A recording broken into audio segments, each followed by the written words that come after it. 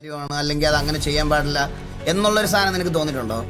ചീത്ത വിളിക്കുന്നൊന്നും എനിക്ക് ഇതുവരായിട്ട് മാറ്റണമെന്നോ ഇതുവരായിട്ടും തോന്നിയിട്ടൊന്നുമില്ല. പക്ഷെ അതൊന്നും അത്ര വലിയ കാര്യമല്ല. ഇതിപ്പം ആൾക്കാർ എന്നിൽ നിന്ന് ഞാൻ നല്ല കാര്യങ്ങൾ ചെയ്യുന്നുണ്ട്, ചീത്ത കാര്യങ്ങൾ ചെയ്യുന്നുണ്ട്. ചീത്ത അത്ര വലിയ ചീത്തയല്ല. ഇത് ആരും കണ്ട് പഠിക്കണമെന്ന് ഞാൻ പറയത്തൊന്നുമില്ല. ആരും കണ്ട് പഠിക്കരുത്, അങ്ങനെ ചീത്ത വിളിക്കരുതെന്നാണ്. എന്നാലും വലിയ പ്രശ്നമൊന്നുമില്ല. ഇപ്പം ചീത്ത വിളിക്കുന്ന പറഞ്ഞ് ഇപ്പം നിന്നെ അങ്ങ് മറ്റേ ഇതൊന്നും ആകത്തില്ല. പക്ഷെ ഇപ്പോഴത്തെ ഏറ്റവും വലിയ സീൻ എന്ന് പറഞ്ഞാൽ പിള്ളേരൊക്കെ കള്ളും കഞ്ചാവും മറ്റേ MDMA പൊടി കുറെ കൊച്ചു പിള്ളേരൊക്കെയാണ്. ഇപ്പൊ ഞാൻ ലൈവ് വന്നിരുന്നിട്ട് ഈ അലർജിന്റെ ഇതിൽ തുമ്മുമ്പോഴുണ്ടല്ലോ ഇവര് ചോദിക്കും കല്ലാണോ അണ്ണ ഇതാണോ അണ്ണാന്ന് ചോദിക്കും. ഈ പിള്ളേരെല്ലാം ഈ ഒരു ഇതില് ഭയങ്കര മാസാ ഇതാന്ന് പറഞ്ഞിട്ട് ഇതാണ് പോകണത്. ഇപ്പം കുഞ്ഞായി വളർന്നു. ഇപ്പൊ എനിക്കൊരു കുഞ്ഞുണ്ട്, കുഞ്ഞായി വളർന്നു വരുവാ. കുഞ്ഞായി വളർന്നു വരുമ്പോൾ കുഞ്ഞായി കൂട്ടുകൂടി ഇപ്പം ചിലപ്പോൾ കൂട്ടുകാരായിരിക്കും, മനസ്സിലായോ? ഇങ്ങനെ ഒരു ഇത് പോകുമ്പം അതാണ് ഏറ്റവും വലിയ, അതാണ് നിർത്തേണ്ടത്. ഇവിടെ നിർത്തുന്ന തെറി വിളിക്കുന്നൊന്നുമല്ല ഏറ്റവും ആദ്യം നിർത്തേണ്ടത്. ഇവിടെ നിർത്തേണ്ടത് ഞാൻ കള്ളും കഞ്ചാവ് പൊടി അങ്ങനെ സംഭവമുള്ളൂ, അതൊക്കെയാണ് ആദ്യമേ ഒഴിവാക്കി മാറ്റേണ്ടത്. അതെന്തായാലും ലൈവിൽ നമ്മൾ കാണിക്കുന്നില്ല. ലൈവിൽ അങ്ങനത്തെ പരിപാടികൾ ഞാൻ അങ്ങനെ ചെയ്യുന്നുമില്ല, ഒന്നും നമ്മൾ കാണിച്ചിട്ടുമില്ല ഇതുവരായിട്ടും. അങ്ങനെയൊന്നും ഒരു പരിപാടികളൊന്നുമില്ല. അതാണ് നിർത്തേണ്ടത്. ഇല്ലെങ്കിൽ ഇനി വരുന്ന തലമുറ എങ്ങോട്ടേക്കാ പോകുന്നത് ദൈവത്തിനറിയാം. ഇപ്പൊ തന്നെ 14 വയസ്സ് കുത്തിക്കൊന്നു. അങ്ങനെ അവനൊക്കെ എന്തൊക്കെ ചെയ്തിട്ട് ചിലപ്പോൾ ഇതൊക്കെ നമുക്ക് അടിച്ചു കഴിയുമ്പോൾ നമുക്ക് പവർ കയറും. തെറിവിളി ഒന്നും വലിയ ആൾക്കാർക്ക് ഒന്നും വലിയ സീനൊന്നും ഉണ്ടാകുന്നില്ല. ഇപ്പൊ ഞാൻ തെറി വിളിച്ചെന്ന് പറഞ്ഞാൽ മറ്റോ പോയി ചാകലോ ഇതൊന്നുമില്ല. മറ്റേക്ക് അടിച്ചു കഴിഞ്ഞാൽ എന്താ ചെയ്യുന്നത്? ഇപ്പൊ ചിലപ്പോൾ വീട്ടിൽ നിന്ന് വഴക്ക് പിടിച്ചിറങ്ങി പോയിട്ട് ചിലപ്പോൾ അത് അടിച്ചിട്ട് നമുക്ക് കയറിയിട്ട് ചിലപ്പോൾ ചാവുവോ ചിലപ്പോൾ വേറെ തന്നെ കൊല്ലുവോ അങ്ങനെയൊക്കെ ചെയ്യും. അതൊക്കെയാണ് മാറ്റേണ്ടത് ആദ്യം പറഞ്ഞാൽ. അതാണ് ചെയ്യേണ്ടത് സത്യം പറഞ്ഞാൽ. ഇവിടെ ഇപ്പൊ എന്തോരം നടക്കുന്നുണ്ടാ. ഇപ്പൊ കുഞ്ഞുള്ളതുകൊണ്ട് എനിക്ക് പേടി, അവൻ ഇനി വളർന്ന് വലുതാകുമ്പോ കൂട്ടുകൂടി ഇങ്ങനെ കാണിക്കുമെന്നുള്ളത് നമുക്ക് പറയാം. ഇപ്പൊ നിനക്കാണേലും ഇപ്പം 2 മാസം മുക്കിലും മൂലയിലുമെല്ലാം ലഹരി വ്യാപകമാവുകയാണ്.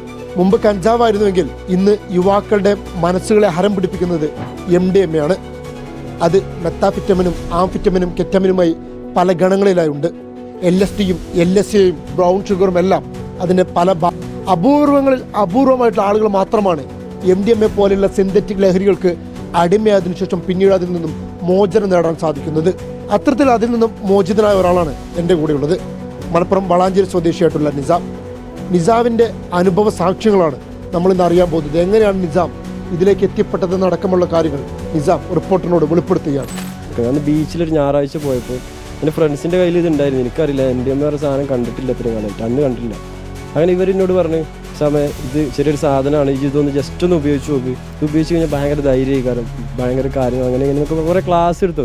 എനിക്ക് വേണ്ട എന്ന് തന്നെ ഞാൻ പറഞ്ഞുകൊണ്ടിരുന്നു. പക്ഷേ എനിക്ക് പിന്നെ ഇതിങ്ങനെ നിർബന്ധിച്ച് ഞാനത് ഉപയോഗിപ്പിച്ച് പറഞ്ഞാൽ ഞാൻ ഉപയോഗിച്ച് ടെസ്റ്റ് എന്നോട് പറഞ്ഞാൽ എന്താ ഇത് അഡിക്ഷൻ ആവുമൊന്നുമില്ല, ഇപ്പോൾ ഒന്ന് ഉപയോഗിച്ച് ടെസ്റ്റ് ചെയ്ത് നോക്കുക, എല്ലാ കാര്യവും അറിയണത് നല്ലതല്ലേ വെച്ചിട്ട് ഞാൻ ടെസ്റ്റ് ചെയ്ത് കഴിഞ്ഞിട്ട് പിന്നെ അങ്ങനെ അവിടെ നാട്ടിൽ നിന്ന് എന്നോട് പറഞ്ഞ് ഇത് നമ്മൾ തമ്മിൽ 3 ആൾ മാത്രമേ അറിയുള്ളൂ, വേറെ ആരും അറിയില്ല എന്ന് പറഞ്ഞിട്ടാണ് ഇതൊക്കെ നടന്ന്.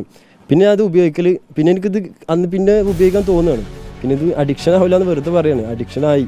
പിന്നെ അത് ഉപയോഗിക്കണ പിന്നെ ഇവരാണ് എനിക്ക് വാങ്ങിത്തരും, പൈസ ഞാൻ കൊടുക്കേണ്ട കയ്യിൽ പൈസ വണ്ടി ഫീൽഡ് രൂപ ചിലവാക്കിയിട്ടായിരുന്നു ഇത് വാങ്ങിയിരുന്നത്. എത്ര രൂപയുണ്ട്? ആദ്യം ബൾക്ക് എടുക്കാൻ തുടങ്ങി. ആദ്യമായിട്ട് 5 ഗ്രാമായിട്ട് എടുക്കാൻ തുടങ്ങി. 12,500 രൂപ കൊടുത്തിട്ട് 5 ഗ്രാം വാങ്ങിച്ച്. അതിന് നമ്മൾ എൻ്റെ കൂട്ടുകാരൻ എനിക്ക് തന്ന ആളിനോട് പറഞ്ഞു, ഇത് വാങ്ങിച്ചു നമുക്ക് എന്താ പൈസ നഷ്ടപ്പെടില്ല, നമ്മൾ വാങ്ങി 12,500 നമുക്ക് കിട്ടും ചെയ്യും, നമുക്കിത് ഞാൻ തന്നെ വിറ്റ് തരാം, നമുക്കിത് അത്യാവശ്യം അടിക്കും ചെയ്യാം. നമുക്കിത് ഉപയോഗിച്ച് ഇത് നമ്മളൊരു പൈസ കടം വാങ്ങിക്കണ പോലെയാണ് ഇത്. എന്ത് നമ്മൾ വാങ്ങിച്ച് ഒരു പൈസ കടം വാങ്ങി തിരിച്ചു കൊടുക്കണമല്ലോ. നമ്മൾ ഒരു ദിവസം ഉറങ്ങാതിരുന്ന പിറ്റേ ദിവസം ഉറക്കം വീട്ടിയിട്ടില്ല എന്നുണ്ടെങ്കിൽ പിന്നെ നമുക്ക് 2ാമത്തെ ദിവസം നമുക്ക് നിൽക്കണം എന്നുണ്ടെങ്കിൽ പിന്നെ ഇത് വേണം. അങ്ങനെ 2 ദിവസം 3 ദിവസമൊക്കെ കഴിഞ്ഞത് ഉറങ്ങാതിരിക്കുമ്പോൾ നമുക്ക് ഇത് ഉദാഹരണം പറയണത് നമുക്ക് ഓരോ മിന്നലുകൾ തോന്നും. അത് കണ്ടു കഴിഞ്ഞ് 4ാമത്തെ ദിവസം ആകുമ്പോൾ ആരോ വരുന്നുണ്ട്. 4ാമത്തെ ദിവസം നമ്മൾ പേടിച്ചോടും. നെഗഡ് നമുക്ക് നമ്മുടെ മൈൻഡിൽ പല കാര്യങ്ങളും ഇതായിട്ട് നമ്മൾ ബാഡ് അടിച്ചിട്ട് നമ്മൾ ഓടും. നമ്മളാരെ പിടിക്കാറില്ല, പോലീസ് പിടിക്കാറില്ല. നമ്മൾ കാണുന്നതൊക്കെ നമ്മൾ പോലീസ്, നമ്മളെ ഫ്രണ്ട്സൊക്കെ നമ്മളെ ഉപയോഗിച്ച് കൂടിയാൽ 4 ദിവസം ഉറങ്ങാതിരുന്നാൽ ഇത് ഉപയോഗിക്കണം എന്താ ഉറങ്ങാതെ ഇരിക്കാൻ വേണ്ടിയിട്ട് ഉപയോഗിക്കണം. ഉറക്കം 4 ദിവസം തുടർച്ചയായി ഉറങ്ങാതിരുന്നാൽ നമുക്കിത് പല ചിന്തകളും വരും. നമ്മൾ ബാഡ് അടിച്ച് നമ്മൾ സംശയം, നമ്മൾ കൂട്ടുകാരായിട്ട് നമ്മൾ പ്രശ്നം ഉണ്ടാക്കും. അങ്ങനെ പല പ്രശ്നങ്ങളും അങ്ങനെ ആയിട്ട് പിന്നെ ആൾക്ക് ഭയങ്കര ഒരു ഇത് കിട്ടും. ആൾ പേടിച്ചിട്ട് ചിലപ്പോൾ എവിടെയെങ്കിലും പോയി വീഴും, ചെയ്യും. ചിലപ്പോൾ പേടിച്ചിട്ട് തൂങ്ങും, കയറെടുത്ത് തൂങ്ങും. ഇത് ഉപയോഗിച്ച് അവസാനം പലരും ചെന്ന് മരണത്തിലേക്ക് എത്തുന്നതിന് കാരണം അതാണ് അല്ലേ? മരണത്തിലേക്ക് എത്തുന്ന ഇതുകൊണ്ടാണ്. പിന്നെ ഇത് സെക്കൻഡ് സംശയം, മൂന്നാമത്തെ ഘട്ടം ടെറർ നമ്മൾ എല്ലാവരും പ്രശ്നങ്ങളുണ്ടാകും. ഞാൻ ഉണ്ടാക്കിയിരുന്നതാണ്. ഞാൻ മൂന്നാമത്തെ ഘട്ടത്തിലാണ് സഞ്ചരിച്ചിരുന്നത്, അതിലെത്തിയിരുന്നു. നാലാമത്തെ ഘട്ടം എന്ന് പറഞ്ഞാൽ എല്ലാവരും പേടിച്ചിട്ട് നമ്മൾ വീട്ടുകാരും എല്ലാവരും പേടി, നമ്മളാരും ഇപ്പോൾ പിടിക്കുമോ, നമ്മളെ കൊല്ലാൻ വരുന്നുണ്ട്. അപ്പോൾ ഇങ്ങനെ വീട്ടുകാർക്കും നാട്ടുകാർക്കും ആർക്കും വേണ്ട. അങ്ങനെ ചിന്തിച്ചിട്ടാണ് ഈ ലാസ്റ്റ് എല്ലാവരും കയറെടുക്കുക അല്ലെങ്കിൽ ബ്ലേഡ് വെക്കുക അല്ലെങ്കിൽ ട്രെയിനിൻ്റെ മുന്നിൽ പോയി നിൽക്കുക, ഒരുപാട് നടക്കുന്നത്. അതങ്ങനെയാണ്.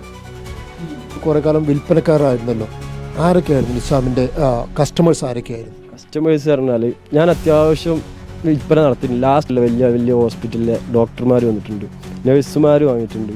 പിന്നെ ഒരു പറയുമ്പോൾ ആങ്ങളെയും പെങ്ങളും ഒരുമിച്ച് വന്ന് വാങ്ങിച്ചിട്ടുണ്ട്. ഫസ്റ്റ് ആങ്ങളെ വന്ന്, പിന്നെ ഞാനും ഓനും ഫ്രണ്ടായി, ഓരോ കഥകളൊക്കെ പറഞ്ഞു ഓൻ്റെ പെങ്ങളും ഓനും ഒരുമിച്ച് വന്ന് വാങ്ങിച്ചിട്ടുണ്ട്. ഹസ്ബൻഡും വൈഫും ഒരുമിച്ച് ഞാൻ അവരെ വീട്ടിൽ പോയിട്ട്, എൻ്റെ കയ്യിൽ ഇതുണ്ടാവില്ല, എവിടെ എനിക്ക് സ്വാഗതം. എന്നെ ഓരോരുത്തർ എൻ്റെ വീട്ടിൽ വന്നിട്ട് BMW ഫോർച്യൂണറിലൊക്കെ ഒന്ന് എടുത്തുകൊണ്ട് പോകും. കാരണം എൻ്റെ കയ്യിൽ ഇരിക്കുന്നത് എന്താ, സ്വർണ്ണത്തിൻ്റെ കയ്യിലുള്ള ഡയമണ്ട് പോലെ ഇരിക്കുന്ന സാധനമാണ്. വെറുതെ കിട്ടണം, ഇതാരും വെറുതെ കിട്ടില്ല. ഇതൊരു ലേശത്തിന് കൊടുക്കണം 1500-3000. ഇതെല്ലാവരും വെറുതെ ഇതാക്കിയത്. അങ്ങനെ ഒരു വീട്ടിൽ പോയിട്ട് ഞാൻ അവിടെ കൊടുത്തപ്പോൾ അവരെ ഹസ്ബൻഡും വൈഫും ഒരുമിച്ചിരുന്നടിച്ച്. പിന്നെ ആങ്ങളും പെങ്ങളും അടിക്കും. പിന്നെ ഒരു വീട്ടിൽ ഉപ്പടിക്കും, മക്കളും അടിക്കും. അത് അവർ തമ്മിൽ അറിയില്ല, ഇപ്പോൾ അറിയുന്നുണ്ടാവും. അതൊക്കെ അവർക്കറിയാം. കാരണം ഞാനൊരു കച്ചവടക്കാരനായിരുന്നു. സാധാരണ ഉപയോഗിക്കുന്ന ഒരാളാണെന്നുണ്ടെങ്കിൽ, യൂസിങ്ങാരാണെന്നുണ്ടെങ്കിൽ എനിക്കറിയില്ല ആരൊക്കെ ഉപയോഗിക്കും. പക്ഷേ ഞാനൊരു കച്ചവടക്കാരനായതുകൊണ്ട് എനിക്ക് ആരൊക്കെ ഉപയോഗിക്കുന്നു, ആരൊക്കെ സൈലന്റ് കില്ലർമാരുണ്ട്, അങ്ങനെയൊക്കെ എനിക്കറിയാം, എല്ലാം അറിയാം. ഒരു യുവാവിനെ കുത്തിക്കൊലപ്പെടുത്തിയിരിക്കുന്നു. അതെ, തൃശൂർ വടക്കേ ബസ് സ്റ്റാൻഡിന് സമീപം താമസിക്കുന്ന ലിവിനാണ് കൊല്ലപ്പെട്ടത്. 15ഉം 16ഉം വയസ്സുള്ള കുട്ടികളാണ് കുത്തിയത്. ഇരുവരെയും കസ്റ്റഡിയിലെടുത്തിട്ടുണ്ട്. ലിവിൻ ഡേവിഡ് പറഞ്ഞ 30 വയസ്സ് ആളുടെ കുത്തേറ്റ് പുള്ളി മരിച്ചിട്ടുണ്ട്. അപ്പോൾ പ്രതികളെന്ന് സംശയിക്കുന്ന 2 ജുവനൈൽസിന് ഇപ്പോൾ എനിക്ക് പേര് പറയാനില്ല. വെഞ്ഞാറമൂട് കൂട്ടക്കൊലയ്ക്ക് കാരണം കുടുംബത്തിന്റെ സാമ്പത്തിക പ്രതിസന്ധി, ജീവിതം തകർത്തെന്ന പ്രതിയുടെ ചിന്ത. കടത്തിന്റെ പേരിൽ ബന്ധുക്കൾ വിമർശിച്ചതും പ്രണയത്തെ എതിർത്തതും വൈരാഗ്യത്തിന് കാരണം. ഉമ്മയടക്കം 4 പേരെ തലക്കടിച്ച് വീഴ്ത്തിയ ശേഷം അഫാൻ ബാറിൽ പോയി മദ്യപിച്ചെന്നും പോലീസ്. ചികിത്സയിൽ തുടരുന്ന അഫാനെ ഡിസ്ചാർജ് ചെയ്യുന്നത് വൈകും. അതിന്റെ ന്യൂസ് അപ്ഡേറ്റ്സ് ഒക്കെ നിങ്ങളിപ്പോ കാണുന്നുണ്ടാവും. അപ്പോൾ ഈ അഫാൻ എന്ന് പറഞ്ഞിട്ടുള്ള 23 വയസ്സുകാരൻ നടത്തിയ ഈ ക്രൂര കൊലപാതകങ്ങളുടെ ഒരു ഫോർമാറ്റ് ഞാൻ പറഞ്ഞുതരാം. പലർക്കും ഇതേനെയും ഇവൻ അന്ന് പൈസ കിട്ടിയേ പറ്റൂ. ഈ സംഭവം നടത്തുന്ന ദിവസം ഈ പയ്യന്, ഈ അഫാന് പൈസ വേണം. അത് ഇനി ആരെ കൊന്നിട്ടാണെങ്കിലും പൈസ വേണം. അതിന് വേണ്ടിയിട്ടാണ് ഇവൻ എന്ത് ചെയ്തത്, വെഞ്ഞാറമൂടിൽ ഈ സ്ഥാപനത്തിൽ ചെന്നിട്ട് പൈസ വാങ്ങി സ്വർണം പിന്നെ തരാമെന്ന് പറഞ്ഞ് പോരുമ്പോൾ ഇവനൊരു കടയിൽ ചെന്ന് ഹാമർ മേടിച്ചു. ഏത് വിധേനയും കുടുംബക്കാരെടുത്ത് പോയിട്ട് പൈസ ചോദിച്ച് കിട്ടിയില്ല എന്നുണ്ടെങ്കിൽ അവരെ തട്ടിയിട്ടാണെങ്കിലും പൈസ സ്വർണം എടുക്കണം എന്നുള്ള പ്ലാനിലാണ് ഇവ ഇറങ്ങിയത്. അങ്ങനെ ഇവൻ എന്ത് ചെയ്തു, ഈ ഉമ്മാൻ്റെ കഴുത്ത്, ഉപ്പാൻ്റെ ഉമ്മാൻ്റെ കഴുത്തിലുള്ള ചെയിന് പൊട്ടിച്ച് 95 വയസ്സുള്ള ആ സ്ത്രീയെ ഹാമർ കൊണ്ട് അടിച്ച് കൊന്ന് ബാത്റൂമിൻ്റെ സൈഡിലിടുന്നു. ഓക്കെ, അപ്പോൾ ഇവൻ ഈ ബാത്റൂമിൻ്റെ സൈഡിൽ ഇവർ ഇട്ടിട്ട് പോയി. പിന്നെ ഈ വീട്ടിലൊരു കാര്യം എന്താണെന്ന് വെച്ച് കഴിഞ്ഞാൽ, ഇവിടെ സോഫയിൽ ഇരുന്ന രീതിയിലാണ് 2 പേരും മരിച്ചു കിടക്കുന്നത്. ഇവിടെ ചായ തിളപ്പിച്ച് വെച്ചതിൻ്റെ ബാക്കി കാര്യങ്ങളുണ്ടായിരുന്നു. അപ്പം ഇവൻ ഉപ്പാൻ്റെ ഉമ്മാനെ കൊന്ന് സ്വന്തം ഉമ്മാനെ ബാത്റൂമിൽ വീട്ടിൽ കെട്ടിയിട്ട് പോന്ന ഇവൻ ഉമ്മാൻ്റെ സ്വർണം കയ്യിലുണ്ട്, അവരെ കൊന്ന് സ്വർണം കയ്യിൽ പിടിച്ചിട്ടുണ്ട്. പോണ വഴിക്ക് ഇവിടെ ചെന്നത്, കാരണം ഒരു വർത്താനം പറയാനിരിക്കുക എന്ന് പറഞ്ഞാൽ ഇവിടുന്ന് അവൻ കാശ് ചോദിച്ചിരിക്കണം, അല്ലെങ്കിൽ സ്വർണം ചോദിച്ചിരിക്കണം. മനസ്സിലായോ? ഇവൻ സ്വർണമോ കാശോ ഇവരോട് ചോദിച്ചിട്ടുണ്ട്. അല്ലാതെ ഇപ്പോൾ ഒരു വീട്ടിൽ കയറി ചെന്നിട്ട് കൊല്ലാനുള്ള കാര്യമാണെങ്കിൽ ഇവൻ്റെ കയ്യിൽ ഓൾറെഡി ഹാമർ ഉണ്ട്, ഇവന് കയറി ചൊന്ന തലക്കടിച്ച് കൊല്ലാം. അങ്ങനെയല്ല, ഇവന് ചായ ഉണ്ടാക്കി കൊടുക്കാനുള്ളൊരു സിറ്റുവേഷനിൽ അവർ ചായ ഉണ്ടാക്കിയിട്ടുണ്ട്. 2 പേരും സോഫയിൽ ഇരുന്നിട്ടുണ്ട്. സോഫയിൽ സംസാരിച്ചു കൊണ്ടിരിക്കുന്ന കൂട്ടത്തിൽ സംസാരം കൂടിക്കൂടി പിന്നെ തലക്കടിച്ച് സോഫയിൽ തന്നെ അവരെ തലക്കടിച്ച് കൊന്നിട്ടിരിക്കുകയാണ്. ഓക്കെ, അപ്പോൾ ഇവൻ അവരോട് എന്ത് ചോദിച്ചു? സ്വർണം ഡിമാൻഡ് ചെയ്തോ, പണം ഡിമാൻഡ് ചെയ്തോ? സ്വർണമാണെങ്കിൽ ഉപ്പാൻ്റെ ഉമ്മാനെ കൊന്ന സ്വർണം എത്ര പവൻ, അവൻ്റെ കയ്യിലുള്ള മാല എത്ര എന്ന് നോക്കുക. ഇവൻ ആ സ്വകാര്യ സ്ഥാപനത്തിൽ നിന്ന് വാങ്ങിയ പൈസ എത്ര, അത് എത്ര പവൻ സ്വർണത്തിന് തുല്യമായ പൈസയാണ് ഇവൻ അവിടെ വിഡ്രോ ചെയ്തിട്ടുള്ളത് എന്നുള്ളത് നോക്കിക്കഴിഞ്ഞാൽ ഇവരെ കയ്യിൽ നിന്ന് ഇവൻ സ്വർണം ഡിമാൻഡ് ചെയ്തിട്ടുണ്ടെങ്കിൽ ഇത് എത്ര പവൻ ഡിമാൻഡ് ചെയ്തു എന്നുള്ളത് പോലീസുകാർക്ക് പെട്ടെന്ന് മനസ്സിലാക്കാൻ പറ്റുന്ന കാര്യമുള്ളൂ. അപ്പം ഇവന് വന്ന ഫിനാൻഷ്യൽ ക്രൈസിസ് എന്തുകൊണ്ടായിരിക്കണം? ഇല്ലെങ്കിൽ ലഹരി വാങ്ങാനും ലഹരിയുടെ ഉപയോഗവും കാരണം വന്ന ഫിനാൻഷ്യൽ ക്രൈസിസ് ആയിരിക്കണം. തലപ്പാറയിൽ സ്കൂട്ടറിൽ സഞ്ചരിക്കുകയായിരുന്ന അമ്മയ്ക്കും മകൾക്കും വെട്ടേറ്റു. മുന്നിയൂർ പാലക്കൽ സ്വദേശി സുമി, മകൾ ഷബ ഫാത്തിമ എന്നിവർക്കാണ് വെട്ടേറ്റത്. CV അനുമോദ വിവരങ്ങളുമായി. അനുമോദ, എന്താണ് സംഭവം? എന്തോ വൈകുന്നേരം 8 മണിയോടെയാണ് ഈ സംഭവം ഉണ്ടാകുന്നത്. ഇവർ മുന്നൂർ ഭാഗത്തു നിന്നും സ്കൂട്ടറിൽ സഞ്ചരിക്കുകയായിരുന്നു. പുറകിൽ നിന്ന് വന്ന ഒരാൾ ബൈക്ക് യാത്രികൻ ഇവരെ വെട്ടുകയായിരുന്നു എന്നാണ് അറിയാൻ സാധിച്ചത്. വാഹന പരിശോധനയ്ക്കിടയിൽ MDMA പിടികൂടി. മോങ്ങം സ്വദേശി ശ്രാവൺ സാഗറിന്റെ സ്വിഫ്റ്റ് കാറിൽ നിന്നാണ് 100 ഗ്രാം MDMA പിടികൂടിയത്.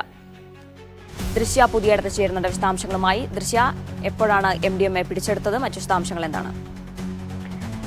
ജീന, ഇന്ന് വൈകുന്നേരത്തോടെയായിരുന്നു രാമനാട്ടുകര ഫ്ലൈ ഓവറിന് താഴെ വെച്ച് 105 ഗ്രാം MDMAയുമായി ഈ മലപ്പുറം സ്വദേശിയായ ശ്രാവണിനെ പിടികൂടുന്നത്. ഇയാൾ മലപ്പുറം സ്വദേശിയാണെങ്കിലും കോഴിക്കോട് ജില്ലയിലെ പല സ്ഥലങ്ങളിലേക്കും ഇയാൾ MDMA എത്തിക്കുന്ന പ്രധാന കണ്ണിയാണ് ഇയാളെന്നാണ് പോലീസ് പറയുന്നത്, കണ്ടെത്തുന്നത്. ജീന, കേരളത്തിൽ 18 വയസ്സിൽ താഴെ പ്രായമുള്ളവരുടെ ആത്മഹത്യ ആശങ്കാജനകമായി വർദ്ധിക്കുന്നുവെന്ന റിപ്പോർട്ട് ഫയർഫോഴ്സ് മേധാവി ശ്രീലേഖ അധ്യക്ഷയായ സമിതിയാണ് റിപ്പോർട്ട് സമർപ്പിച്ചത്.